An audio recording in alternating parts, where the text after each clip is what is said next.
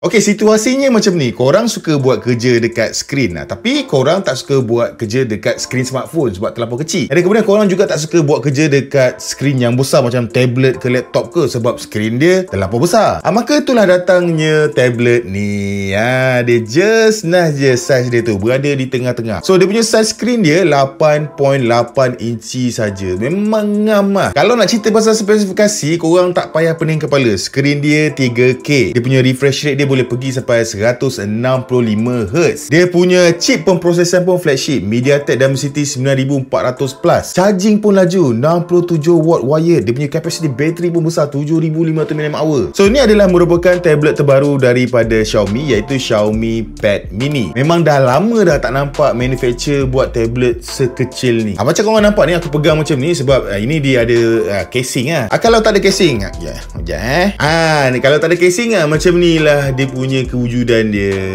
Memang cantik, memang kemas. Antara poin yang unik lah yang terdapat pada Xiaomi Pad Mini ni adalah, pertama, dia ada 2 port USB-C. So tujuan dia buat benda ni adalah untuk jadikan tablet ni lebih fleksibel lah untuk tujuan kerja kan. So masa satu mungkin kita boleh cucuk untuk charging, dan kemudian satu lagi maybe kita boleh gunakan untuk cucuk ke monitor ke, ataupun nak cucuk korang punya pen drive ke, ataupun korang punya external hard disk ke. Dan walaupun korang nampak dia macam bezel dia macam agak ada ketebalan sikit dekat depan ni, tapi benda tu memang make sense sebab dengan adanya bezel ni barulah selesa tangan nak meletak kan. Kalau smartphone tu lain cerita lah, tapi untuk tablet memang kena ada bezel supaya kita boleh ada tempat lah untuk jari rest dekat skrin tu. So dengan saiz 88 inci ni, dia just nice. Korang nak guna untuk entertainment, dia punya speaker memang sedap gila bunyi dia, Dolby Atmos. Dan kemudian kalau korang nak buat kerja pun boleh juga. Macam aku cakap tadi, dia punya performance dia power. Dan kalau korang nak guna untuk main game pun sedap. Nampak? Macam aku pegang ni kan, just nice lah. Kalau tablet besar tu, kau tangan nak kena buat sampai naik ke atas tu kan. Tapi dengan saiz yang macam ni, dia akan buatkan pengalaman tu akan jadi lebih natural lah di tangan. Tapi walaupun Xiaomi Pad Mini ni powerful gila, ada satu je kelemahan yang aku jumpa bila aku gunakan tablet ni, iaitu dia punya skrin dia memang agak reflektif. Tapi benda ni maybe bukan big deal sangat lah, sebab kita boleh selesaikan masalah tu. Sama ada korang boleh gunakan taper glass yang anti glare, ataupun korang gunakanlah screen protector yang matte tu. Bila korang buat benda ni, selesai terus lah, tak ada masalah lah.